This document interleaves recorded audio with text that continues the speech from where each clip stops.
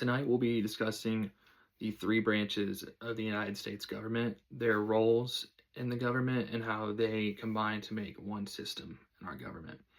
So I'm going to start with the legislative branch, which is ran by the House of Representatives and the Senate.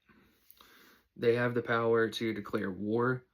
They have a say in how many number of Supreme Court justices there are. They pass laws, which are then sent to the president. We'll touch on that later. And they must approve of any treaties that are signed by the president.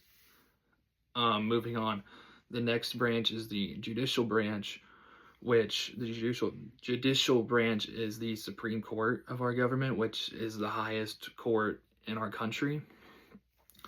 When it comes to the role of the Supreme Court, they rule on the laws that are passed by Congress or the bills that are signed by the president.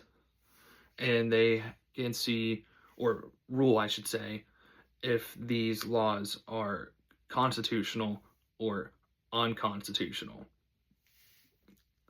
So, moving on to the last branch, which is the executive branch of our government. That includes the president and the vice president of the United States.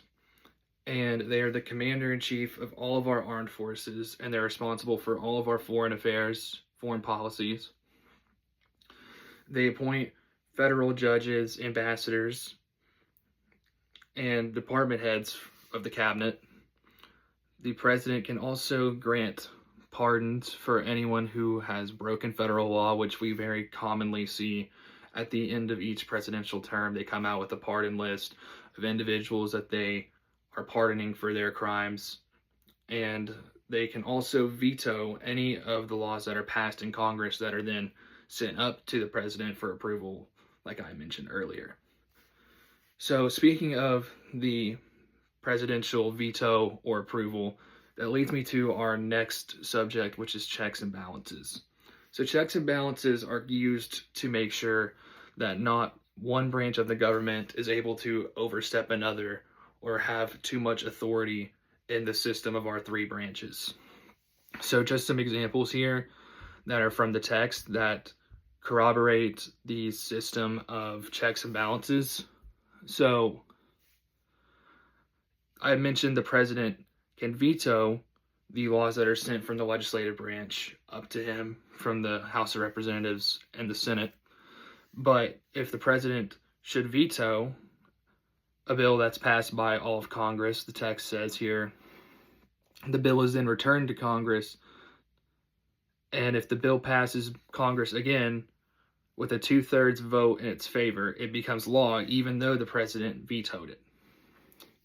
Moving forward with another kind of exemption as far as how one branch can kind of overrule the other for authority purposes.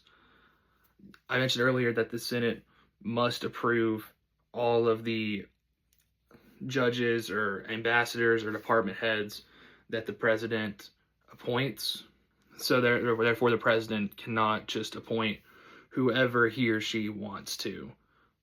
And like I said earlier, I mean, these examples here are just a couple of some in our government that go to make sure that not one branch has too much authority or power and can outregulate the other. So, moving on to the last topic of discussion about, in my opinion, who or what branch, I should say, has the most power. And I would say that's just the executive branch, because they can do executive orders, which executive orders are then reviewed by Supreme Court to be deemed if they're unconstitutional or not, or if these laws are outside the president's authorization. But even then, if it's denied by the court, then the president has the citizen's ear. The president's word goes the longest way with the public. As if to say, you know, if the president doesn't have a good approval rating, he can say, well, I'm trying, but Congress hasn't let me. Or, you know, he or she could say, you know, I tried this executive order that, you know, most of America has been calling for, but it didn't pass through the Supreme Court.